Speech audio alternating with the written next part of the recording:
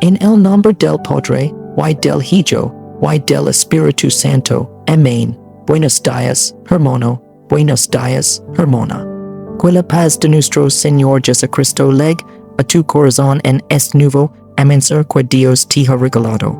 Si estás escuchando esto en la mañana, antes de salir a trabajar, antes de abrir los ojos completamente al mundo, antes de que el ruido del día te alcance, quiero que sepas que no estás solo. Dios te ve, Dios te conoce, y Dios tiene propósitos grandes para ti, para tus manos, para tu esfuerzo, para el pan que buscas cada día con tanto sacrificio.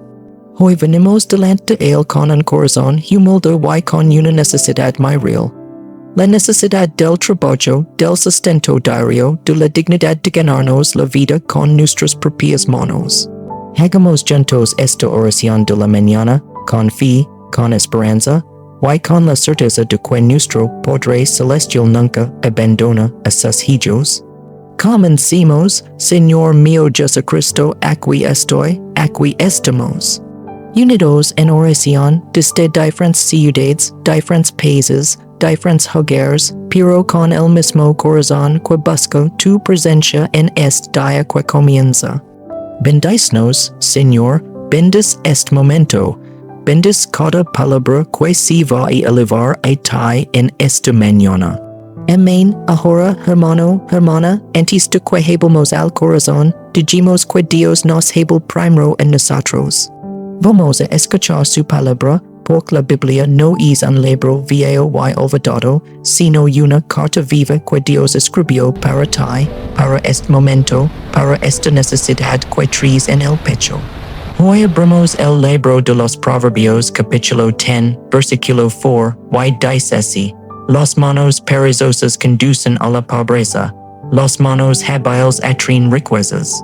Y también del mismo libro, Proverbios capítulo 14, versículo 23. En tu trabajo hay fruto, las meras palabras solo llevan a la pobreza. Y en tercero, del libro del Génesis, capítulo 2, versículo 15, que nos dice como desde el principio mismo, antes del pecado, antes del dolor del mundo, Dios ya tenía en mente la dignidad del trabajo humano, y dice así: el Señor Dios tomó al hombre y lo puso en el jardín del Edén para que lo cultivara y lo cuidara. Fíjate, querido hermano, fíjate bien en eso. Dios mismo, el creador del universo, el que hizo el cielo y la tierra, puso al hombre en el jardín, no para que descansara, no para que estuviera sin hacer nada, sino para que trabajara, para que cultivara, para que cuidara. Eso significa que cuando tú vas a trabajar, cuando tú buscas empleo, cuando tú abres tu negocio pequeño, yo con tanto esfuerzo, cuando tú te levantas de madrugada para llegar a tiempo, estás haciendo algo sagrado, estás cumpliendo el propósito para el cual Dios te creó. No hay trabajo pequeño en los ojos de Dios. No hay oficio humilde cuando se hace con amor y con honestidad. Escucha bien esta palabra y déjala entrar en tu corazón como agua fresca en tierra seca. Ahora, quiero que te quedes conmigo unos minutos más, porque necesito hablar contigo de corazón a corazón, como lo haría un padre, como lo haría un amigo que te quiere de verdad.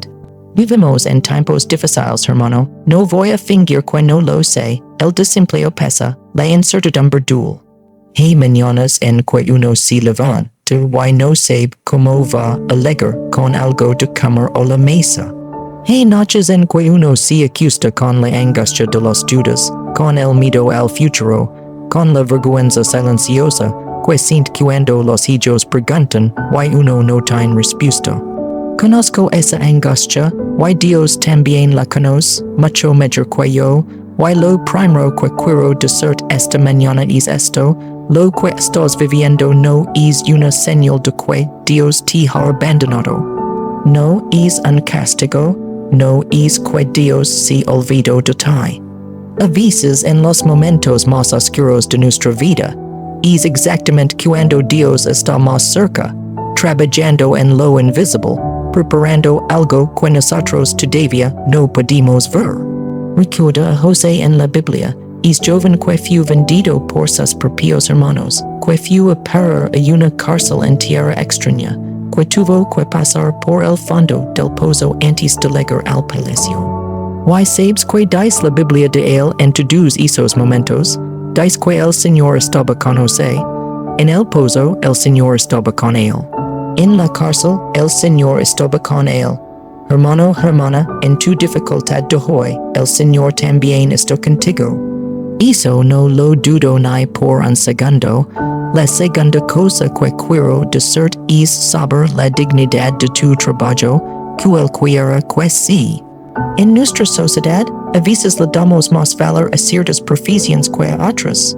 Decimos que el médico vale más que el albañil, que el ejecutivo es más importante que el vendedor.